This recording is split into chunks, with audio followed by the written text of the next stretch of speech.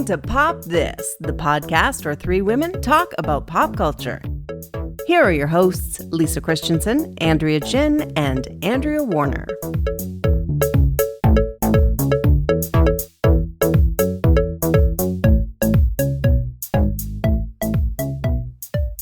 Jennifer. I know, right? Is no longer. Again. R.I.P. Again, I feel like I know we never recorded the episode where we watched that thing because, I got sick and then we just didn't bother to go back to it. But Lisa and I did watch. I watched it. Both movies. Mm-hmm. Oh, I only watched one of them. I didn't watch the other one. Well, so yeah, we Lisa watched and I are both. the full JLo completists here. Okay. I've seen Mother as well. I haven't seen Mother yet. Or The Mother? The Mother. The Mother? It's The Mother? Yeah. How come we never did Monster-in-Law in our completest of We JLo? absolutely should. Well, yeah. we absolutely should. We haven't gone through all of JLo. We've never done enough or anything. So, that's pretty incredible. I feel like while we watched that, at least when I watched the album accompaniment video movie thing, while I was watching it, I thought, yeah, there is no way this can last. And I don't take joy in thinking we were right or that Jane Fonda was right. I like Jane Fonda, but I don't, I don't want to celebrate her rightness in this area. But yeah, that's all I can think of now is that she's talking to Jane Fonda on the phone and you can hear in Jane Fonda's voice that she's trying to be supportive. Yeah. But also, and she wants the best for them. She wants this to work out, but also kind of knows deep inside that it may not work out. You know why? Because she's Jane Fonda. I think she's been married 4 times now as well. She's been around the block for sure. So I think not Jenny's block, but yes. Sorry. I think she's able to offer some very serious wisdom to this situation. That there's a story about a woman who loves men too much to the detriment of her own self, right? But this scene is just very painful because you can see JLo just kind of dismissing her. Well, she doesn't want to hear it. She's in her love delusion, right? And we've all had those conversations with different friends. I heavy sigh just thinking about it. And also, I don't know, just thinking about the Elizabeth Taylor Richard Burton marriage and how they were just drawn to each other and kept kind of coming back, and it was always a disaster, but there was still love there. And do you think in their future we are going to see them get back together again? Is that what you're saying? I don't think so.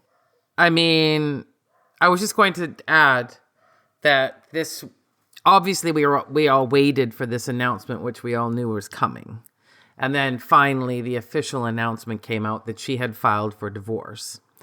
And then I think it was a few days after, somehow, I guess she's got a publicist, the team working to help her, get back her image or whatever it is she's going to have to try and scrape back. But the news that was coming out was that project was actually Ben's idea.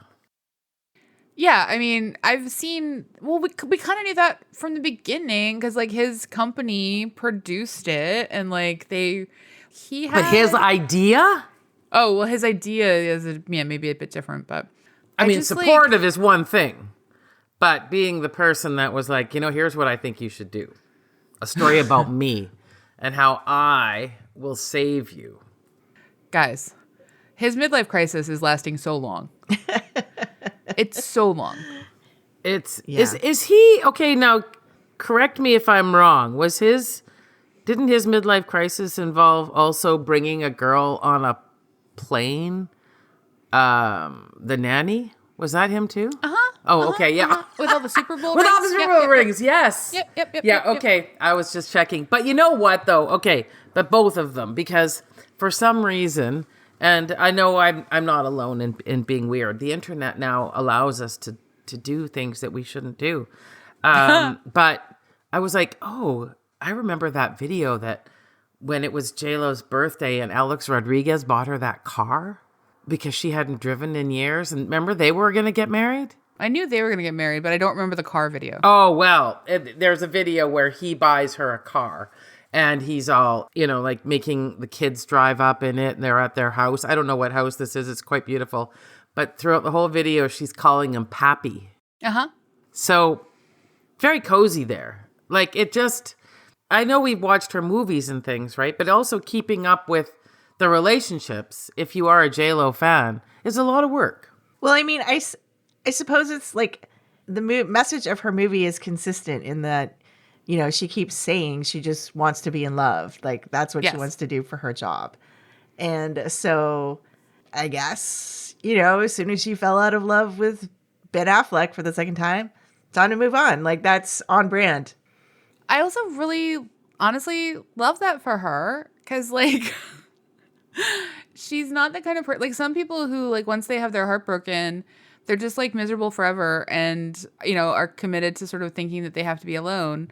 And that's just not our girl, But what she does have to face, which Ben does not, and this makes me very irritated and angry, and I'm kind of glad that her team is countering some of these, like, rumors, was just this, like, ongoing prevailing notion that, like, she was a nightmare human who, like, was just too much for him to handle, and that, like, she was the biggest problem in their relationship.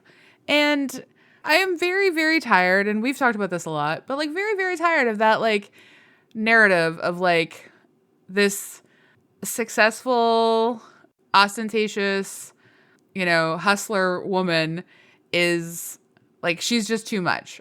Her whole thing is just too much. Well, let's say one thing I noticed a long time ago, and I'm very uncomfortable with it, but whatever, I'm stuck now, but that gossip, by and large, is very conservative. And extremely sexist. And extremely, that's what I mean. When things go wrong or, that, of course, a man would throw a woman over for a younger woman. Like, that. What's wrong with you? Like that message that always seems to, the women wear, their clothes are too scantily clad, but yet their bodies bounce back after having babies. Like, it's a very, very conservative thing for some reason. Like, even, I guess, just being scandalized by romance and all of these things. I haven't figured out a way yet to like gossip and just realize that a big part of me has to be compromised to do it. I mean, I think that there are smart people who talk about gossip in a smart way that provide some of that social context.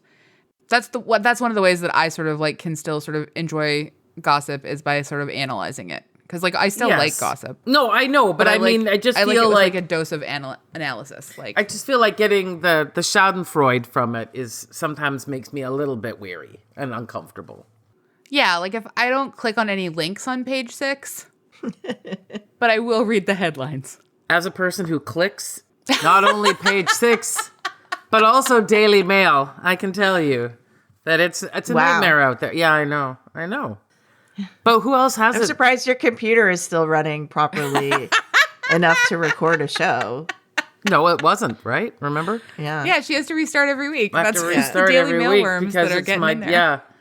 Well, the Daily Mail is just on it so fast, and I'm just, who else is going to have it so quickly? If I hear a rumor, I'm on, and, sometimes Daily Mail is ahead of page 6. I mean, it's how it works. Do you click on TMZ links? I click on them. I don't. Yeah. When there is that rumor going around that Beyonce was going to perform at the Democratic National Convention, and she didn't. I read this tweet. I forget who tweeted it, but they said, TMZ lost a lot of credibility tonight, guys. Wow. Yeah. Incredible. Yeah. No, incredible. they did not. And nor will they. Not in Lisa's book. No, there's no credibility to have to be achieved at all. Like, I just need people to take these rumors seriously and write stories about them. I did see a funny tweet, though, the day after the DNC. It had a picture of the the venue, and it just said, Lauryn Hill has just arrived for her performance. Lauren. But back to J-Lo for a second. Yeah. I did say a prayer for her team when this news broke, because you can just see the exhaustion of her team of supporters and advisors. Yeah. They're tired. They've been through it. They had to do that movie, both movies, and you could tell they were really into it and didn't think it was a good idea, but they got to do it. And now they have to sort of work their way through this situation, which she's going to survive this. She's going to thrive. She's going to come back as probably with like a new movie, new That's music, what I was going to whatever. say. Yeah, that's where the conversation needs to go now. Like, where do we all think this like, team will take her? Is it like her team looks so tired already? Is it a sit down with Before Oprah? all of this. Is it big enough for a sit down with Oprah? Is it Absolutely. Go to the red table? the red table, which we don't have anymore, Red right? table's over. Yeah. Unfortunately, it's over. I'm sorry. I do think like Oprah would be a fine one to go through. I'm just gonna like linger in the sort of gossip nature of it for one more second. There was a source, quote unquote, that was quoted, I believe, I'm gonna paraphrase this quote, as saying that this was the most expensive lesson in closure ever. And I thought, yeah, man, that is probably accurate. Like, and then I thought, well, what a good week to watch this movie. Because imagine, do you think either of our fair benefers halves would sign up for a little Eternal Sunshine? Wow. Wow. Amazing segue. I know, that is...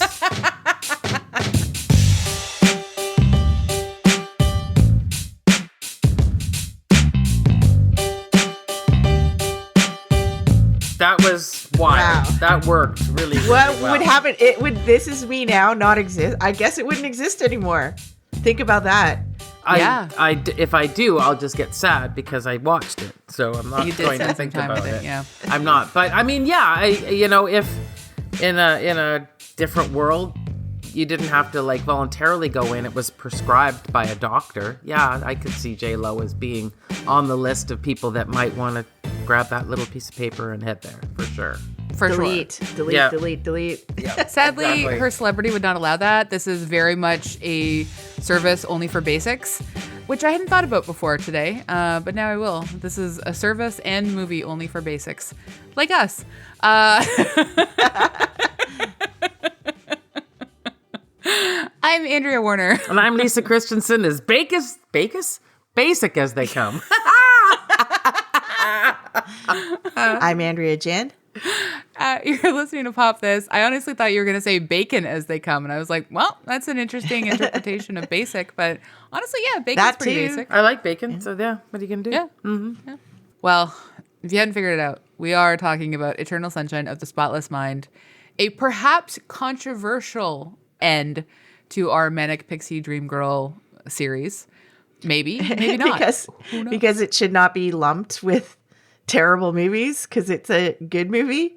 I mean, I read lists, and that's why I suggested it, but I did want to give us something good to end on, and I was hoping, fingers crossed, when I suggested we do it at the end, that it would be something like of a palate cleanser for this series.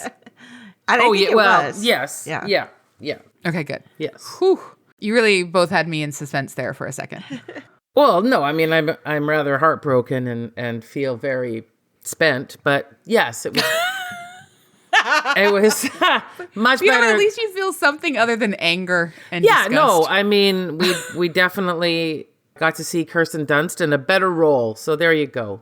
Genius in this role. Mm-hmm. Mm-hmm. Like Kirsten Dunst acting stoned is incredible. Yeah. And then heartbroken, but stoned she was so good stoned. One of the most convincing performances I've ever seen. She was very funny. Yeah. All right. Well, AG, do you want to read our background? Sure. Eternal Sunshine of the Spotless Mind is a 2004 American science fiction romantic drama film directed by Michel Gondry, based on Charlie Kaufman's screenplay developed from a story by Gondry Kaufman and Pierre Bismuth. Starring Jim Carrey and Kate Winslet, along with supporting roles from Kirsten Dunst, Mark Ruffalo, Elijah Wood, and Tom Wilkinson, it follows two individuals who undergo a memory erasure procedure to forget each other after the dissolution of their romantic relationship. The title of the film is a quotation from the 1717 poem, Eloisa to Abelard, by Alexander Pope. It uses elements of psychological drama, science fiction, and a non-linear narrative to explore the nature of memory and love. At the 77th Academy Awards, Bismuth, Gondry, and Kaufman won the Academy Award for Best Original Screenplay, and Winslet received a nomination for Academy Award for Best Actress. That is from Wikipedia. I realized that when you were listing the elements of psychological drama, science fiction, and a nonlinear narrative, it did not say anywhere straight up horror film. Oh. Because elements of this to me were straight up horror.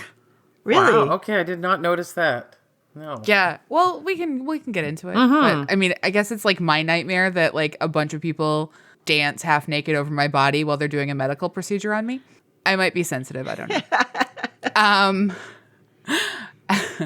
And then also my nightmare that two different men just like pursue sexual relationships with me after my memory's been erased, completely unethically and with total disregard and stalking behaviors. Anyway, Lisa, did you want to read the synopsis? Yeah. But wait, hold on. Yeah. Hold on. Was those your nightmares before you saw this movie? They actually or you have developed been. those nightmares? No, they have been because like movie? while I was watching it, I was like, "Oh my god, there's like actual horror in this film in a way that I did not recognize in 2004 when I first watched it."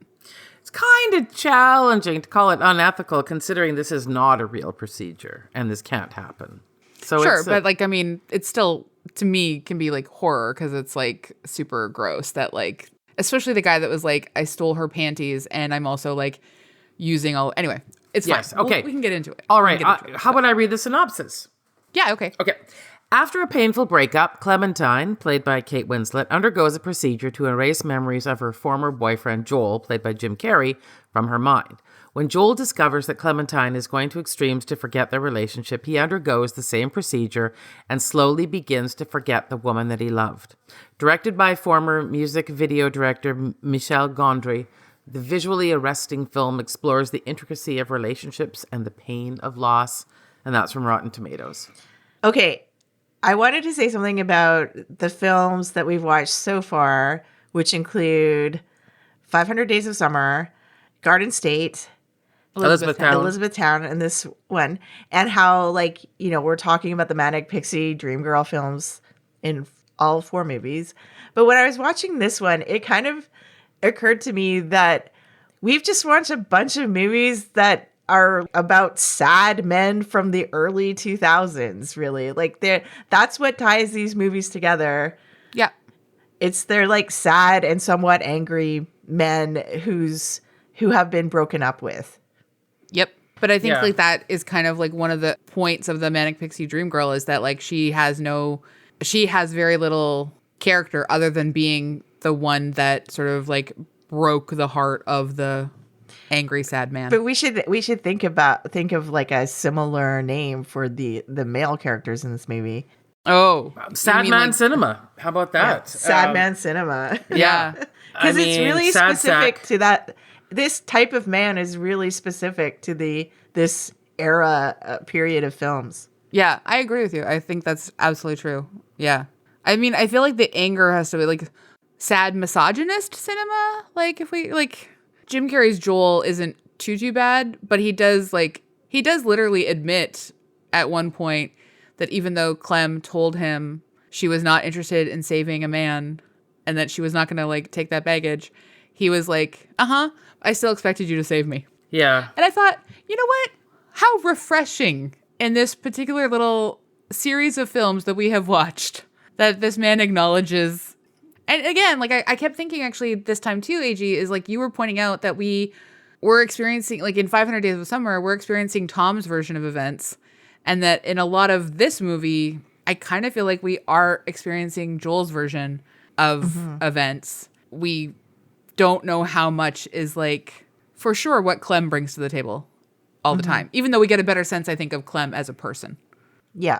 Well, and the fact that, she, like whatever version we're seeing of her in this movie, like would take the initiative to delete him from her memory. She's deciding to do that and move on with her life. So it kind of indicates that she's, someone who wants to take control of her own destiny. Yes. Yeah, for a long time, one of the reasons I thought maybe this film wasn't quite a Manic Pixie Dream Girl, because I thought maybe we're watching a young woman with some mental health problems, maybe some manic depression or something. But then later on, there's a scene in the library where it just seems like Clementine is very cognizant of the fact that she likes kind of putting on this part of being kind of wild, and who knows what she's going to do next. It was kind of chilling, actually, the way she talked about, like, do you remember the scene in the library? The same one where you were saying where he said, I did expect you to save me. Yeah. But she seemed very in control of who she was and what she was doing and was fine with everything. And so I just thought it was an interesting, I felt kind of confused by what we'd watched 3/4 of the film of her.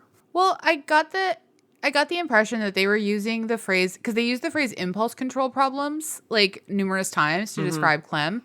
And so I think that they are hinting at like a behavioral issue there, but they don't want to go so far as to sort of like actually say that she, they don't want to grapple with mental health stuff. Yeah. When they're like doing this other piece, which is like sci-fi fantasy drama love story, like they want to just like sort of like, and I mean, I think that that's where kind of the weirdness of, and why Clem has been sort of lumped in with some of these Manic Pixie Dream Girl tropes, because she's impulsive, she's insatiable, she like targets the sad sack to like bring new fresh love into his life, and like bright hair colors and all these other things, and like, but I think she does acknowledge her own impulse control issues, and she actually is very clear often about what she wants and what she doesn't want. Exactly. Yes. And so it's kind of a little bit like what we encounter with 500 Days of Summer, where like she is quite clear that she, what she doesn't want. And Tom in that movie is never hearing her. In this movie, we see that like she wants things like, she talks about like wanting a baby. She talks about wanting to get married. She talks about all of these different like very like things that might be difficult with someone who has impulse control issues. If anything, this movie is kind of interesting to me, is that like Joel doesn't actually seem to like her as much as he is afraid to be alone and away from her. Like it's like he falls in love with her again in trying to erase her, and then by trying to like save her from being erased, because like the way that he sort of like behaves to her and some of the ways that she behaves to him, like, I don't know, man, that's not a great relationship. Well, no, exactly. That's the yeah. difference too. Like in this movie, we're allowed to see some of the not so nice qualities of Clem. Like she's allowed to be unattractive personality wise, which we don't get from those other films.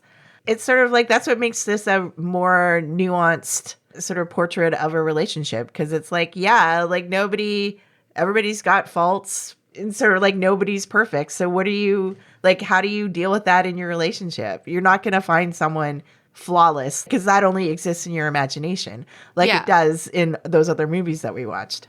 But she's a bit larger than life on that. There is that whimsy thing can really start to like just be so irritating. Like I was willing to go along with the let's go out and lay on the snow or whatever, and then after a while it just got you could just make the stuff up, like I don't know if I feel like all of that was completely necessary to the story that we were getting.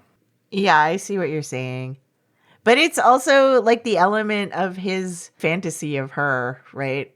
The fantasy of this, like, I guess every sad man that we're talking about in this movie, a quirky woman who does fairy-like things, like yeah, that's what I'm saying, right? On a frozen lake. Yeah. I mean, I think it was the potato art that it didn't feel as fresh in 2024. I gotta say, that was like, but I remember in 2004, I was just like, oh wow, she's really unique. Yeah, and I think in 2024, I was just like, yeah, the potato art that hasn't aged as well. But again, these are like these constructs of these male writers, right? And like, if you think about Clem and Mary as sort of kind of like the same person, like when like Mary is so sweet, so understanding, like she has none of that Mary sort of, that you're talking Kirsten about? Dunst. Oh, Kirsten Dunst. Okay. Sorry. She has this like just real gentle sort of manner in the office. And you think she's kind of the polar opposite of Clem's sort of like erratic, acerbic nature. And then she comes over and they like get high and drunk and dance over Joel's body while he's having his memory erased and then have sex in a chair next to him. And you realize that like she's got her own stuff as well. But both of these women sort of have these men kind of obsessed with them in different ways for different reasons. But like ultimately it's the same thing. Mm-hmm. Like they're both beautiful. They're both kind of like surprising and unconventional. Young. And because they're both younger than and they're both significantly younger than their Yeah. In 2004, I guess this shorthand for quirky and unconventional was dyeing your hair different bright colors all the time. And making potato art. Was. Yeah. And living in a rather kind of eccentric apartment or something. There was actually, but all that aside too, it's an unusual movie in the sense that the aesthetic is so dreary. It's kind of fascinating. Everyone looks like absolute crap in this movie. Like unbelievably so. And his apartment with the fold out bed and that office and the scenes outside, the rainy streets of Schenectady or wherever it is. That's Charlie Kaufman's other film. But there was such a dreariness to it, even though it was all dreamlike and, full of whatever. Yeah, that's true. Feelings. But I think but I think that's why like Clem's hair is supposed to be such it carries so much weight. Like literally as a signifier of her personality or her attempts to seem like she has a personality, and also to like counterbalance the dreariness. But then like all of the sort of like, unusual filmmaking techniques and like the sort of surreal quality of things bleeding into each other and, the looping into each other, and you're showing up like I do love all of that so much in this movie. Like, I just think, like... It still seems very clever and very novel today. Yeah. Oh, absolutely. Yeah, the actual story, that desire that you're in such pain, if you could just erase my memory, like, it's heartbreaking. It is. And Lisa, did you almost burst into tears in that scene where... they're in the office and they show the woman sitting there with her dog's things? Oh, yeah. Oh, I know. I thought about that. 'Cause I was so upset about that. Yeah. Well, my confession was that I did see this movie in 2004, but it was not far after a very terrible breakup in my life. And I got halfway through the film and left. So this is the first time I've seen the whole movie. Wow. It just was, I was sitting in the theater watching it going, well, this is so personal right now. I was so sad still. And so I just left. So it was rather cathartic to see the whole thing. Wow. So that, did you feel like triggered by memories of that, leaving the theater and being in that place when you were watching this? That's funny. Actually, if I was to go and make this movie now, I would, the funny thing is, add 20 years and I'm like, oh my God, what was wrong with me then? Like.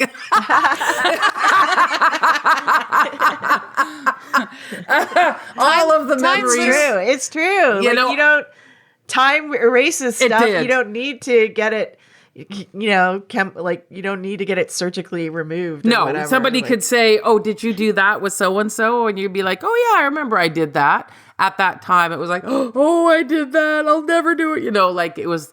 Now, add 20 years, and I'm like, honestly, it's almost like a different person was there. Which, I mean, I think that's the sort of maybe I'm being not the way you're supposed to be or something, because the definite message of the movie is, you know, that you want to hold on to these memories because it's so beautiful. And also the other message of this movie seemed to be, if you're fated to be with someone, you will be with them. But I'm just here to say that none of those things. Amazing. Thanks, Lisa. I love that takeaway. Honestly, I absolutely love that takeaway. And I do, like, I think that there is something, like, I mean, I remember seeing this movie in 2004, and I don't know, there was some, like, weird stuff going on in my life. I don't precisely recall what it was, but I remember it hitting me really, really hard.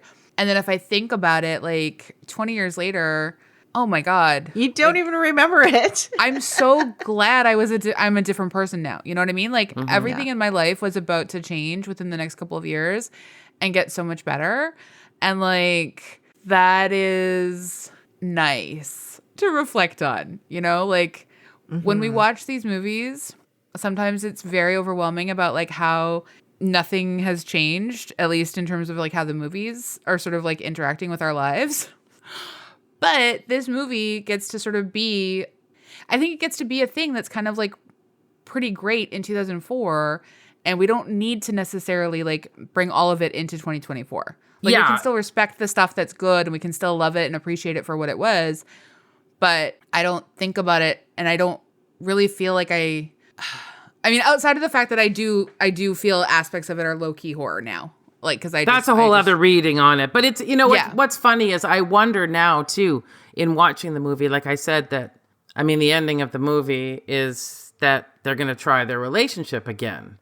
As if all that erasing didn't take away the fact that they were still drawn to each other. And there seemed to be a message at the end of this movie, which was, isn't that a wonderful thing? And I'm like, no, that's terrible. It's like, it's such and I wonder if, like, Charlie Kaufman, who gets this reputation as being some cynical, hard-ass guy, if he's just, like, super, super, super soppy, romantic guy. And I don't know, like, as a woman now watching it, I just didn't, I was just gonna say, I could feel that was a man's story. Or maybe Charlie Kaufman watches this movie now and is like, what was I thinking when I wrote this? Like, I don't even feel that way at all anymore. Like, maybe, you know. Well, I like feel that like story is just like what he thought at the time. I feel like the movie's popularity, because they say it's like, you know, it continues cult classic. Yeah. I feel like it's probably because there's a young person right now breaking up and sitting down and watching that movie, you know, and having it really affect them. And then you're older and you watch it and then you're just like, oh, honestly, give it a few years, you'll be fine. You'll look back. You'll be Lisa's here to throw a glass of cold water in your face. Well, but I think, though, that, like, that though is sort of like ignoring the fact that they now both have heard the awful things that they've said about each other in the recordings. Mm-hmm. So, like, they're not just starting over. They're starting from, like, a very different place of having heard all of these frustrations and, like, awful things that they've said about each other, and still feeling like just an attraction, even though they're extremely hurt by each other as well. I'm not positive that it's, like, a for sure isn't it a romantic ending, because, like, I don't know. When I was watching it yesterday, I was just thinking, like, they have to sit there with, like, all the things that they didn't say to each other. Again, a classic pop this debate. Is it a romantic ending? Gonna be like, nope, sorry, they part ways. This ultimately doesn't work out. Lisa's coming in on the assumption that they, like, get back together and, you know, are a couple. I don't know for sure that they do. I think that there is a possibility where they, like, try to make it work for a few weeks, and then she can't stop hearing him say in his head that she has sex with people to seem interesting. And he can't stop hearing her say in his head, he's the most boring person I've ever met.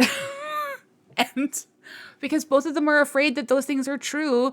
And I don't think either of them can go into a relationship where they know that their deepest fears about themselves are on the table. Like, I think that's really hard.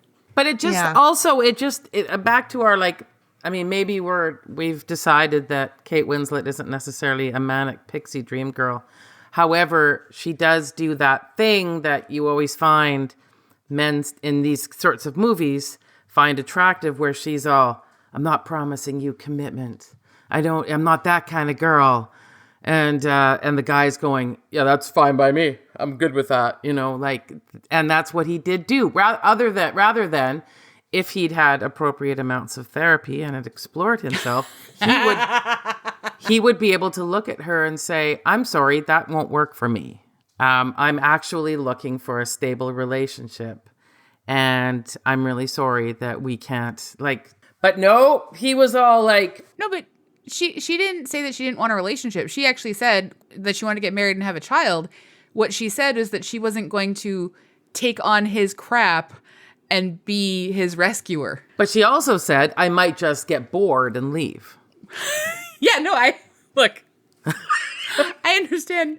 She doesn't, the more that we talk about it, the more I really appreciate how she is just like upfront about her own unknowability. Again, she's easily 10 years younger than Jim Carrey in this film.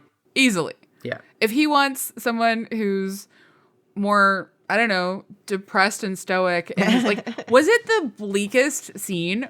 It made me laugh so hard.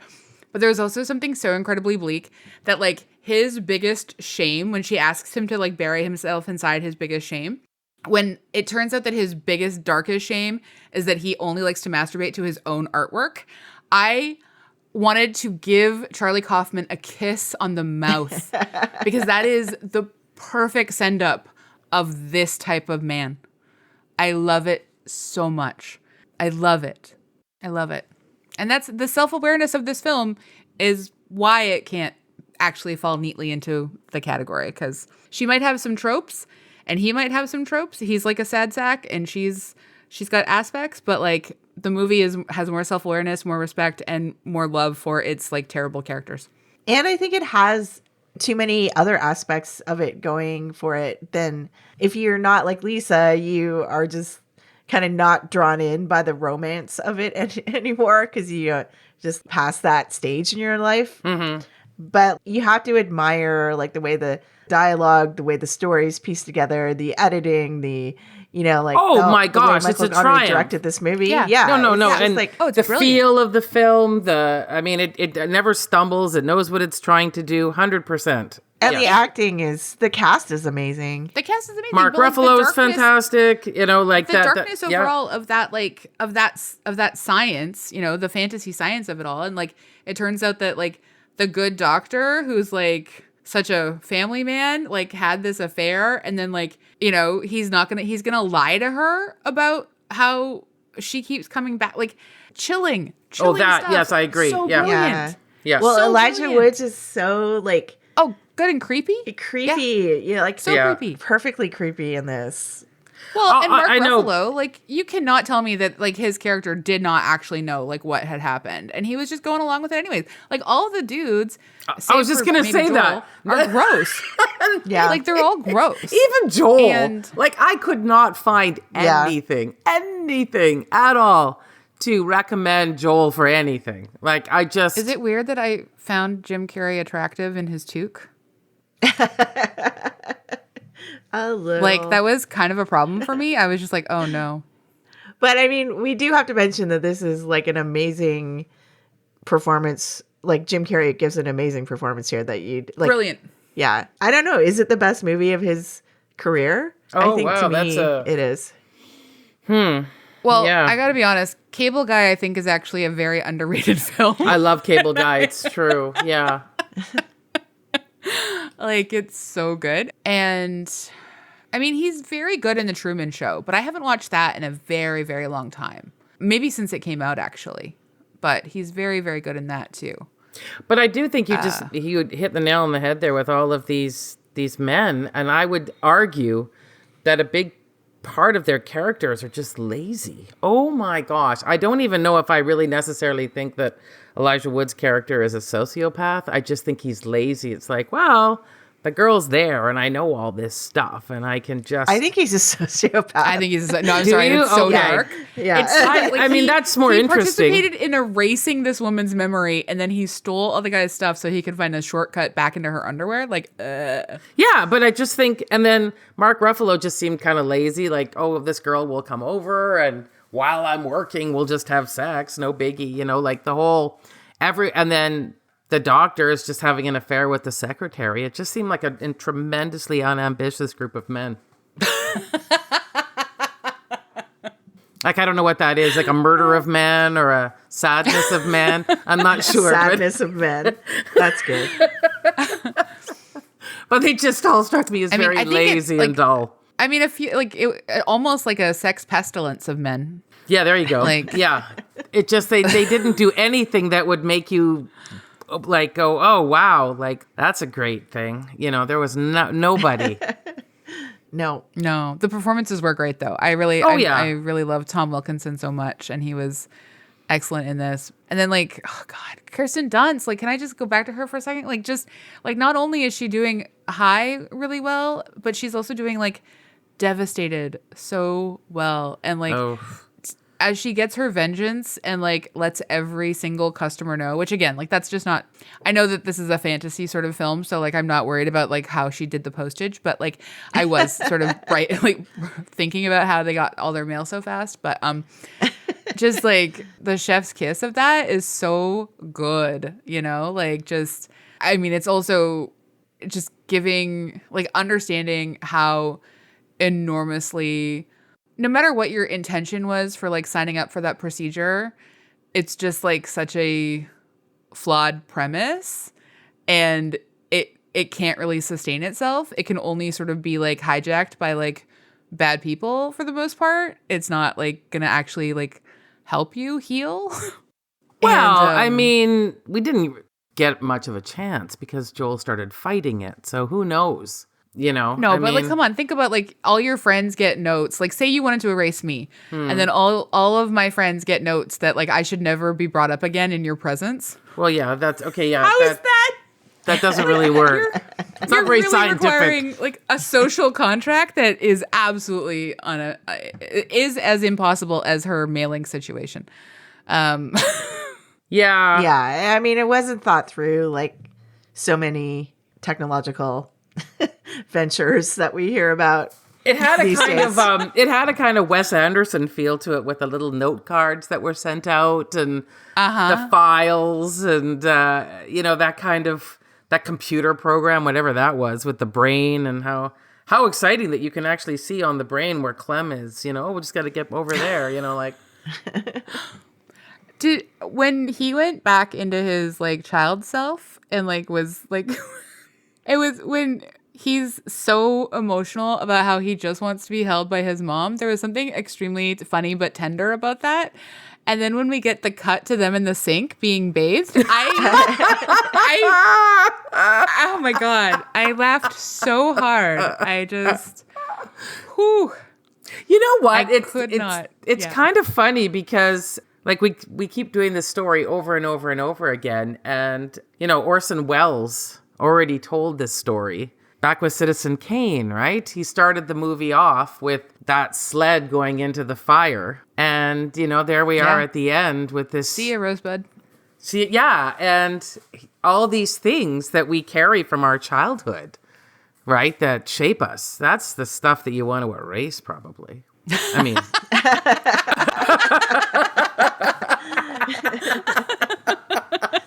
I mean, yeah.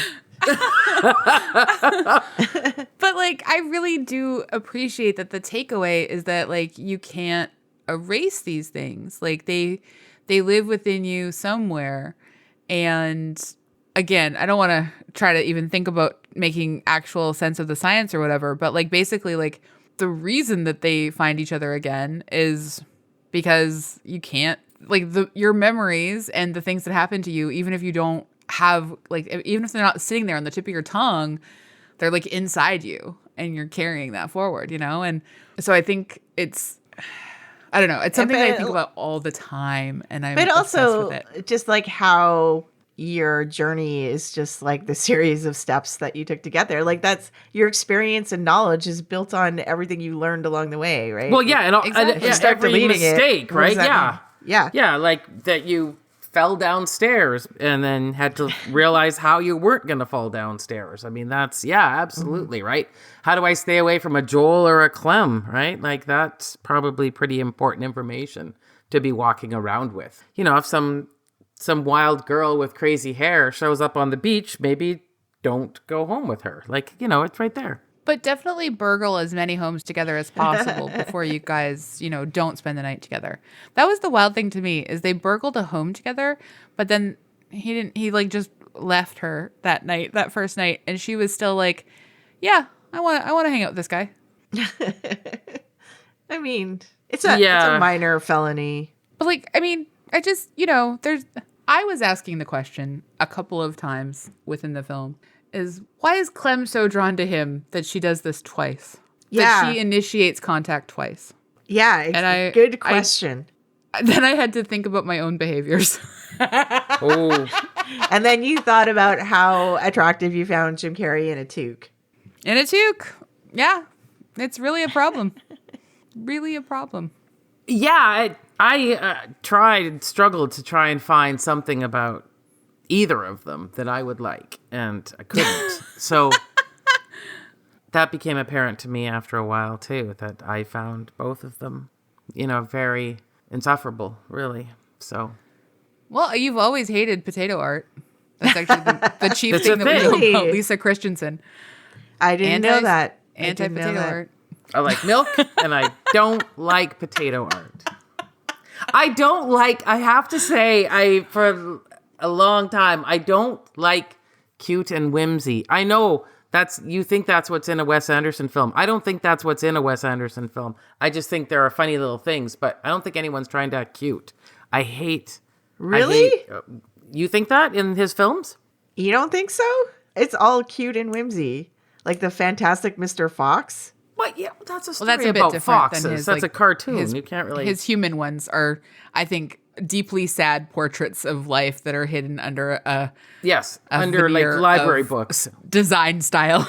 Yeah, I mean, I feel like he started off that way, but I don't know about his current or latest stuff. That Asteroid City or something. I don't know. I just don't. So I have a hard time when people are... I remember it's probably because this thing stuck in my head. I read this a bit of advice once. I don't know where it was. And it was just so succinct. It just said, don't try to be different if you're not, and don't try to be the same as everyone else if you are different. And I was, oh my gosh, that's so great. And when I see people in particular trying to be like edgy and you can feel it's fake, it's so off-putting to me. By like dyeing their hairs different bright colors. You know, it was just that she had such a forced quirkiness, you know, like she was trying so hard. It was almost as if she had a manual that was like, here's how to be quirky, you know. Yeah, I think some people, like with the hair dye, they really are sort of like flexing sort of like their cool personalities, and sort of like, I think maybe what it is that Kate Winslet can't really pull off quirky. I think that's it. I mean, for me personally, like in the 90s, it was so common to just dye your hair whatever for sure.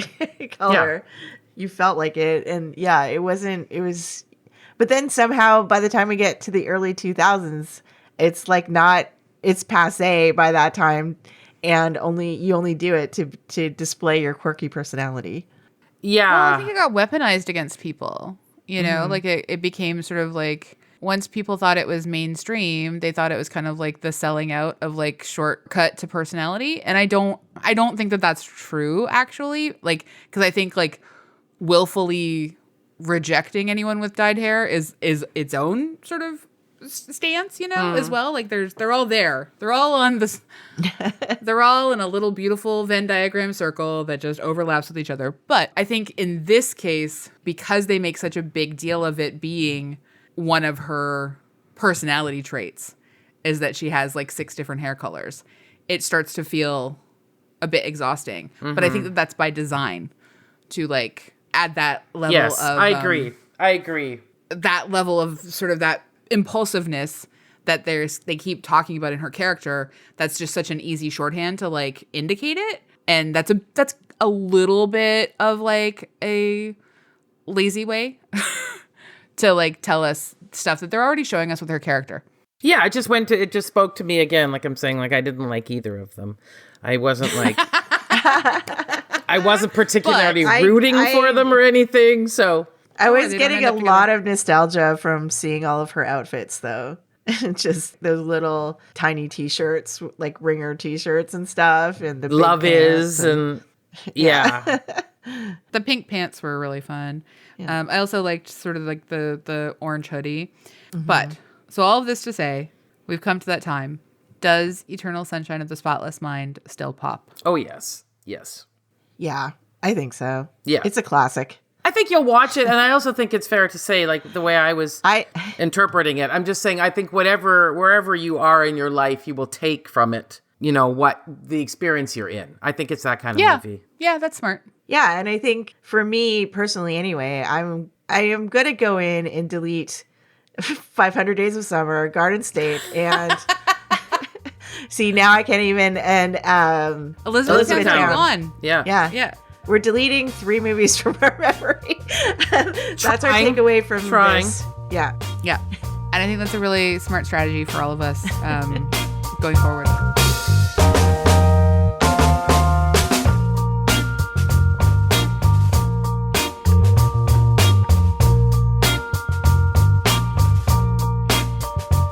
All right. We love to leave our episodes on something we like legit recommend, which, you know, obviously we recommend this movie.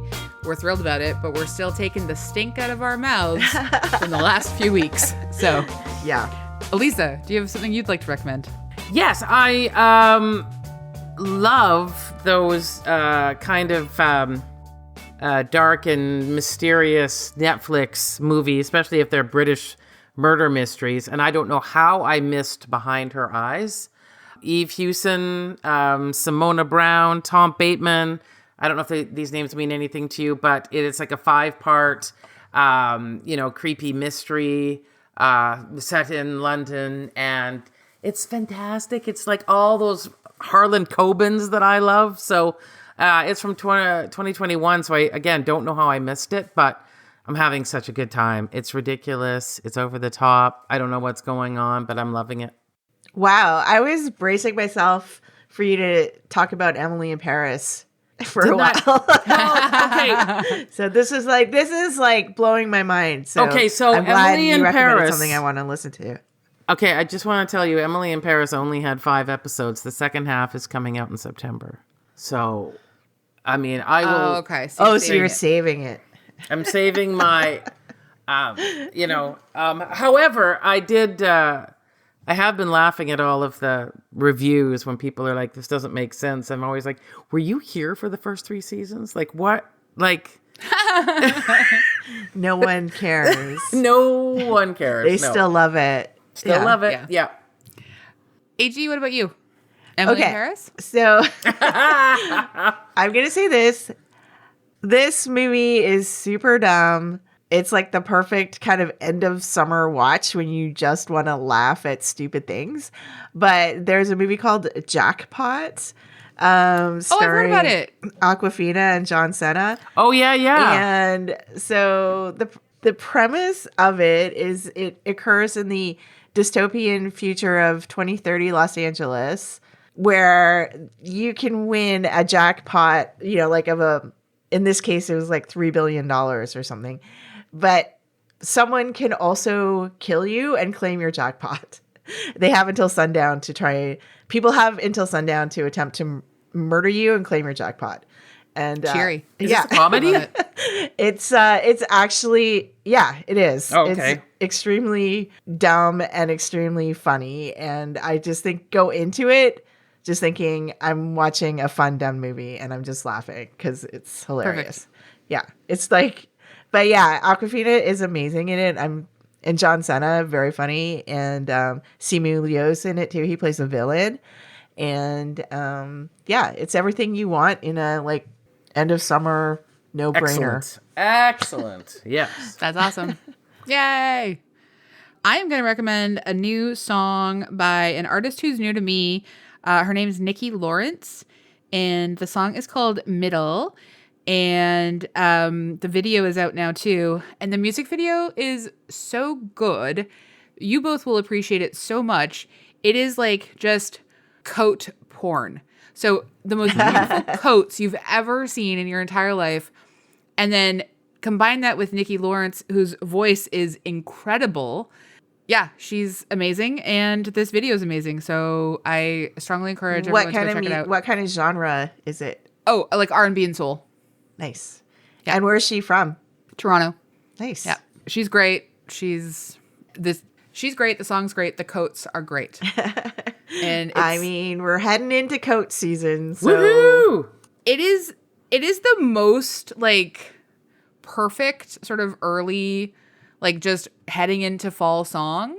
And like the video is, oh my God. Anyway, I just think that it might be an entire genius behind this team. And yeah. Can I just really, point out? Excited to dig into her music more. Look behind me, and it's only 8:15. So we're here or 8:20. Yeah, I know. I'm so sorry. Look at that. I'm so sorry. it's very dark. So dark. Yeah. It used to be 9. It would just No, I get know. dark. It's yeah. Sorry, get out to that yeah. pool. You got to get out there. I trust me. Like I'm on a book deadline right now, but like I am literally making space to go to the pool in the evenings for the last 4 days of outdoor pool season because I would rather do that than like lose any of that time. So I'm like, just, you know what? I'm just going to bust my butt so that I can actually make it to every outdoor pool season that I can. Fantastic. Good for you. Yay. Thanks. That's great. Thanks. Thanks. Nice way to end your summer. Thank you, everyone, for listening. You can hang out with us on the various social media channels. You could also email us at popthiscollective@gmail.com. And you could rate and review us 5 stars. 5 stars always. And thanks to Andrea Gin, our co-host and producer, who is about to delete all of this from her memory. So good luck with that. Only the extra 5 minutes we recorded. It's There fine. you go. Yeah, there we Fair go. enough. All right. Bye, everybody. Bye. Bye.